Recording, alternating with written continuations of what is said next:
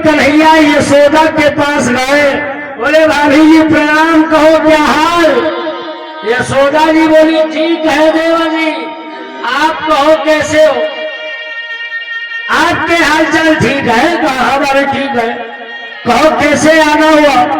कहा एक बात पूछना है भाभी हमको। कौन सी बात। कहा ये बताओ कन्हैया किसका बेटा है। तो यशोदा जी पहले तो जानी कि देवर जी मजाक कर रहे हैं। जब जाना कि देवर जी मजाक कर है देवर जी, तो नकली आक्रोश बोले भाभी हम मजाक नहीं करते हैं, हमको सच सच बताओ कन्हैया किसका बेटा है। वो जब इतना कहा यशोदा जी क्रोधित हो गई। बस खामोश हो जाओ। अक्रूर जी सारी दुनिया को पता है कि यशोदा का भैया कन्हैया है, और तुम कहते हो किसका बेटा। क्या तुमको भी शक है कन्हैया मेरा बेटा है मेरा। तो नकली अक्रूर जी बोले भाभी जी अगर तुम्हारा बेटा है, तुमने यदि जन्म दिया है, तो कन्हैया का हाथ पकड़ के कसम खाए जाओ हम मान लेंगे। और जब ऐसी बात कही तो यशोदा जी बड़ा तेज चीख के रोने लगी, कहने लगी हे अक्रूर, अगर तुमको पता है कि कन्हैया को मैंने जन्म नहीं दिया, तो ये बात केवल और केवल अपने तक रखिएगा। क्यों? क्योंकि मैंने कन्हैया को पाला जरूर है, और इस संसार में ये माना जाता है कि अगर जन्म देने वाला महान है, बड़ा है, तो पालने वाला उससे भी बड़ा है। जन्म देने वाले से पालने वाला ज्यादा बड़ा कहा गया। भैया यशोदा जी रोती है, कहती अक्रूर कन्हैया को मत बताना, नहीं तो कन्हैया क्षमा नहीं करेगा, कभी बख्शेगा नहीं, क्षमा नहीं करेगा। तो नकली अक्रूर बने हैं कन्हैया, यशोदा जी नहीं जानी। नकली अक्रूर बोले ठीक है भाभी मैं जा रहा हूं। कन्हैया बाहर गए, असली रूप में आ गए। उधर मथुरा से 2.5 दिन में असली वाले अक्रूर जी नंद जी के घर आए। 2.5 दिन में असली अक्रूर आए। नंद जी से मुलाकात हुई, हमें से हमें लगाया, हाल चाल बातचीत हुई।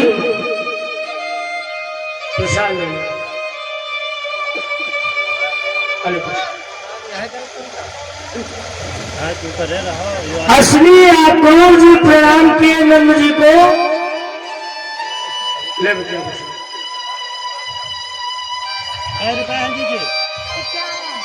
यशोदा से नंद जी कहते हैं ऐ यशोदा देखो भैया अक्रूर जी आए हैं, अक्रूर आ मिलो आके। तो यशोदा कहती है हाँ हाँ हम मिल चुकी है, हमसे पहले ही मिल चुके। ये प्रसाद है। तो असली अक्रूर चिंता बन गए कि हम एक तरफ केवल आइन पाए हैं, और यशोदा जी कह रही हुई हमसे पहले मिल चुके, तो मिले कम है इनसे। इस बात को लेके अक्रूर बड़ा चिंतित हो गए असली वाले। आप नंद बाबा बोले भैया कैसे आए हो, क्यों आना हुआ आपका। कहा दादा कंस के वहां सेवा करता हो, उसका जो आदेश होता है वही करना होता है। अगर आज भी मैं आया हूं तो अपनी इच्छा अनुसार नहीं, व्यक्ति विशेष आपसे मिलने नहीं, कंस का ही कुछ काम लेके आया हूं। कहा कौन सा काम। कंस ने एक पत्रिका भेजी। कैसी पत्रिका, जरा सुनाओ हमको। कहा सुनो। और कंस राजा ने दावत दिया है, श्याम जी तुमको आना पड़ेगा,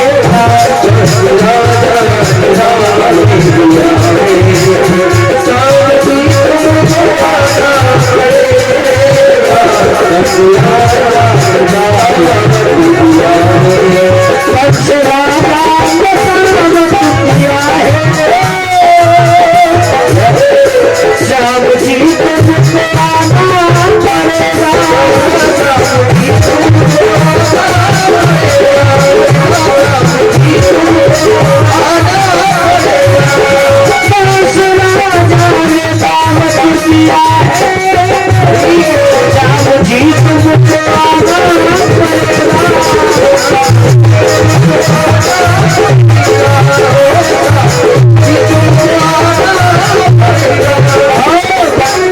साथ में भैया बलदाऊ, साथ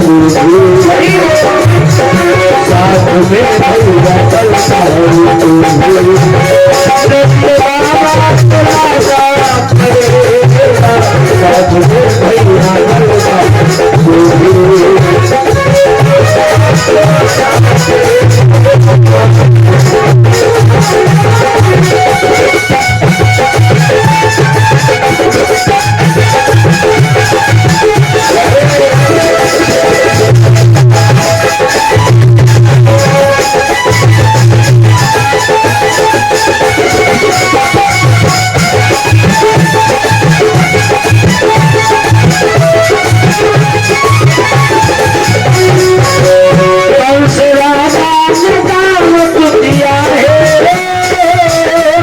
श्याम जी तुमको आना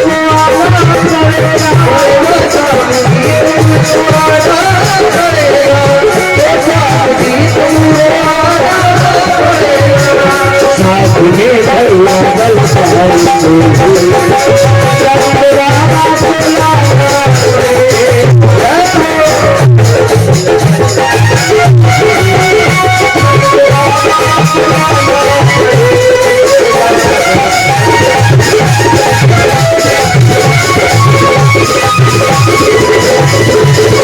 में भैया यज्ञ में सम्मिलित हो। तो नंद जी बड़ा तेज तेज रोने लगे, कहते हैं भैया क्रूर, जब हम लोग यहाँ रहते हैं अपनी जान बचा के, फिर भी तो आए दिन हमले होते हैं। अगर काल के गाल में फंस गए तब भला बताओ कौन बचाएगा, तब तो मरना ही तय होगा। इसलिए मेरी इच्छा नहीं है श्याम बलराम को भेजने की। आप क्रूर जी बोले आप भी ना जाओ, हम पे काहे फर्क पड़ेगा। अरे हम तो एक संदेश वाहक है, अपना काम किए जा रहे। अचानक ग्वालवाल आ गए, बोले बाबा क्या बात, तो पूरी सच्चाई जाने। तो मनसुखा जी कहते आप भी खूब हो बाबा। क्यों? हम लोग चलेंगे, जरूर चलेंगे। जिस कन्हैया को साधारण मानते हैं ना, वो कन्हैया साधारण नहीं है। क्यों नहीं है? अगर कोई कन्हैया से मिलेगा तो कन्हैया के एक चाटम वो गिरेगा, और जो तबहू उठेगा तो हमारी एक लाठी खत्म, मरेगा महाराज। सुनो महाराज, मोहन के हाथ लगाते ही यदि नीच ओठ में पाएगा, तो मनसुखा की एक लाठी में वो चकाचौंध हो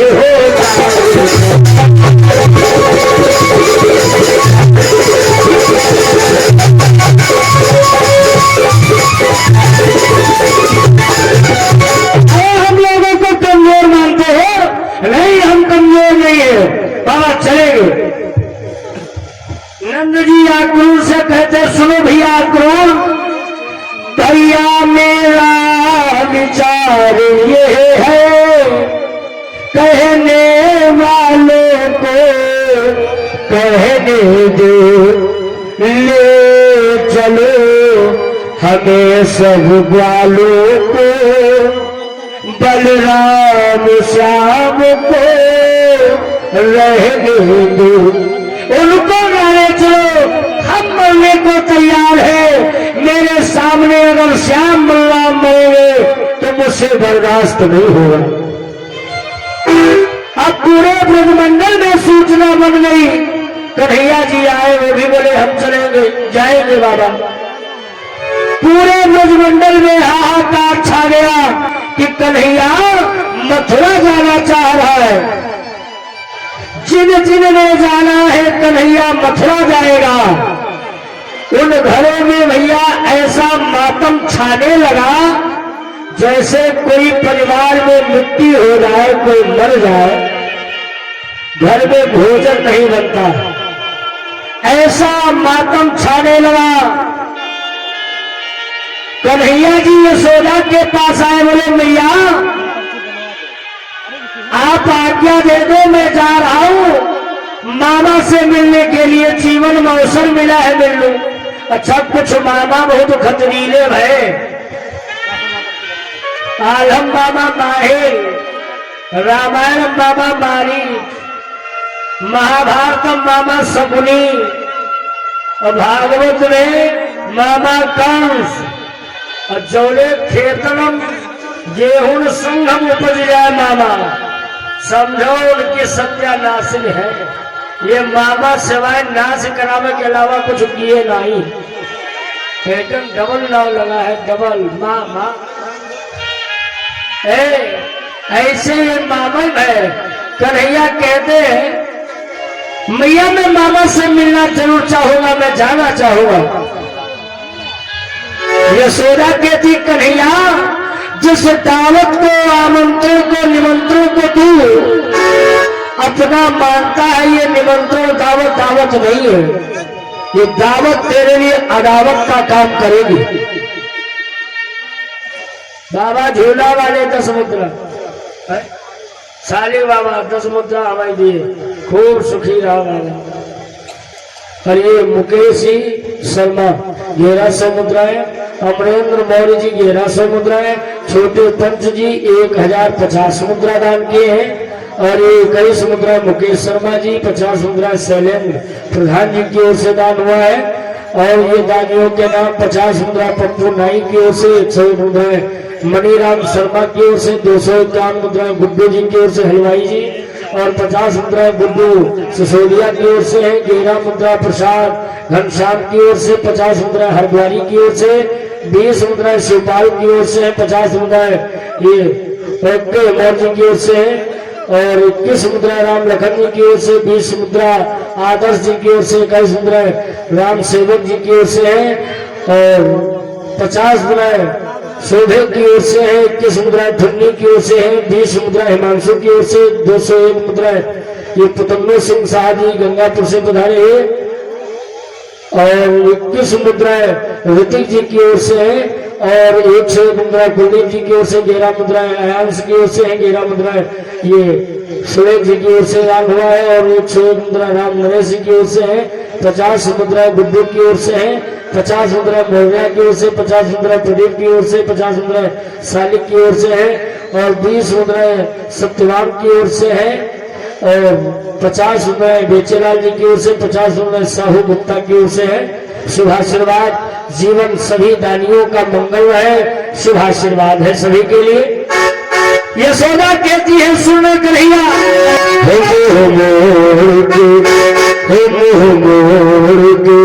जाओ ना कन्हैया कि मैया तेरी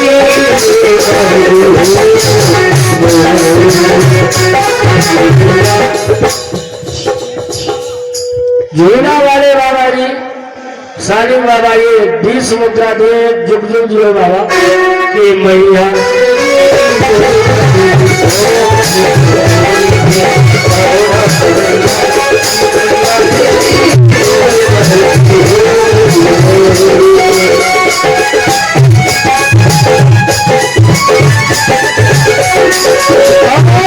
अगर तू जिद कर रहा है तो सुन, मेरी आत्मा क्या कहती है, तेरी दावतिया दावत बढ़ जाएगी, याद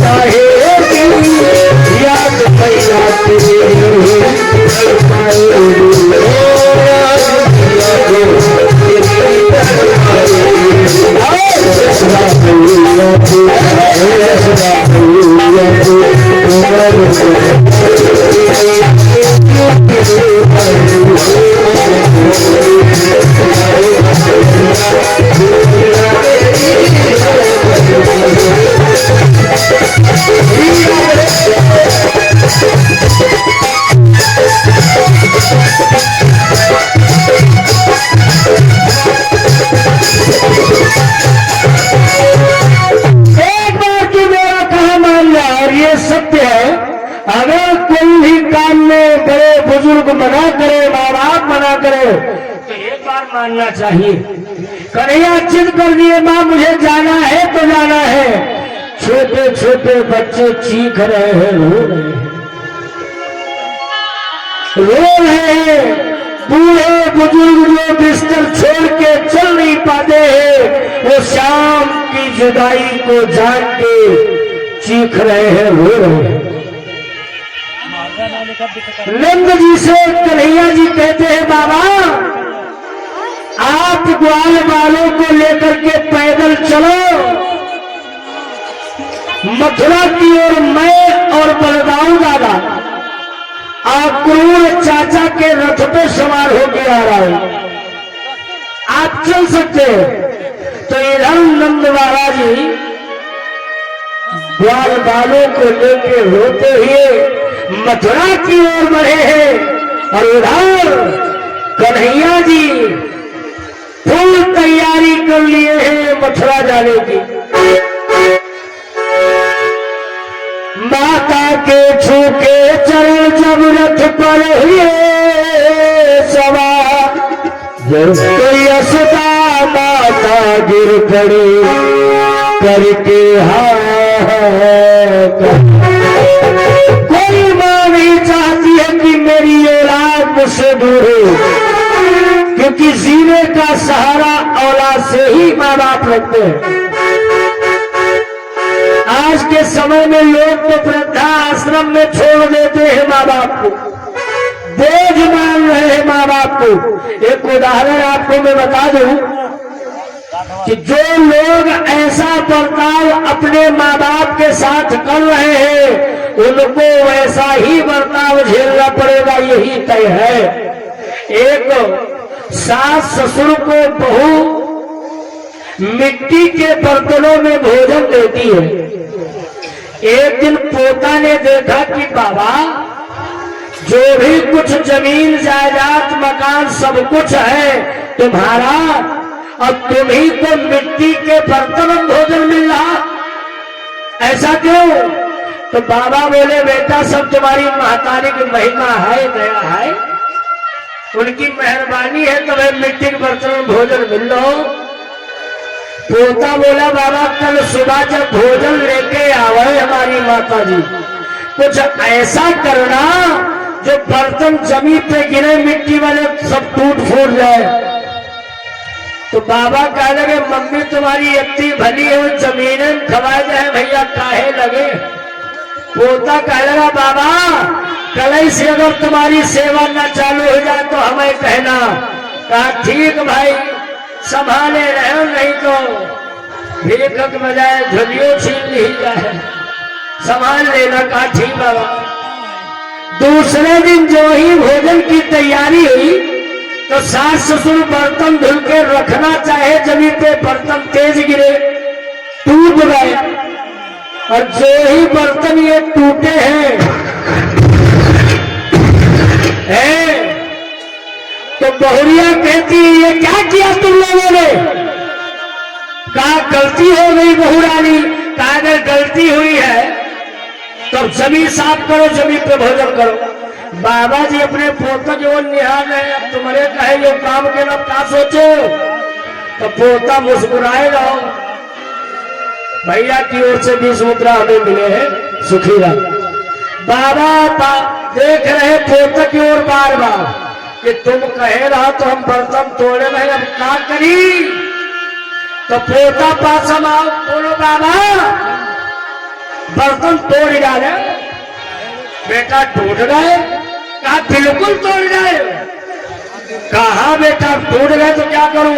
पोता कहने लगा बाबा मान लो जब हमका जरूरत लगेगी तो हम कैसे लाएंगे, अब हमको नए खरीदने पड़ेंगे, उसमें पैसे लगेंगे, ये काम जो किए ठीक नहीं किए। तो माताजी बोली बेटा तुम इन बर्तनों को क्या करोगे? अरे इनके पास बर्तन नहीं, जमीन हम खाए सो में हमसे कहाँ लेना देना। पोता कह लगा बाबा हम कहे तो रहे बर्तन तोड़ दिए, लेकिन ये उन्हें कह रहा है कि बिल्कुल तोड़ डाले।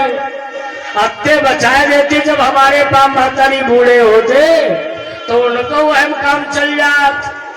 अब हमका नैन लेग पड़ी है। बहुरिया ने जब इतनी बात सुनी है कि बुद्धि बदल गई। कह लगी बेटा तूने सोचा क्या तू मुझे सजा देगा?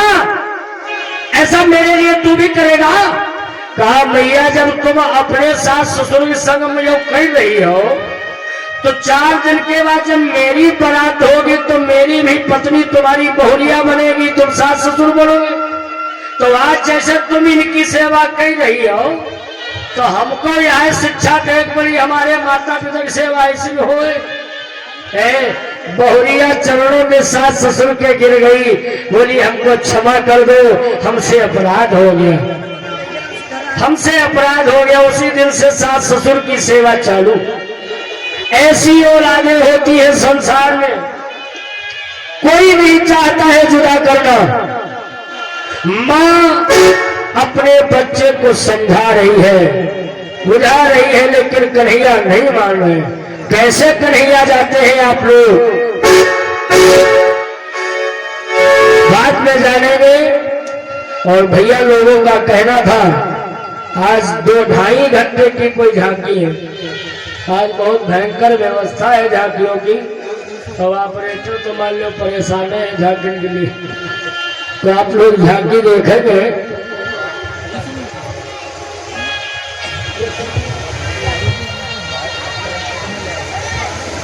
आप लोग शांति बनाए रखेंगे।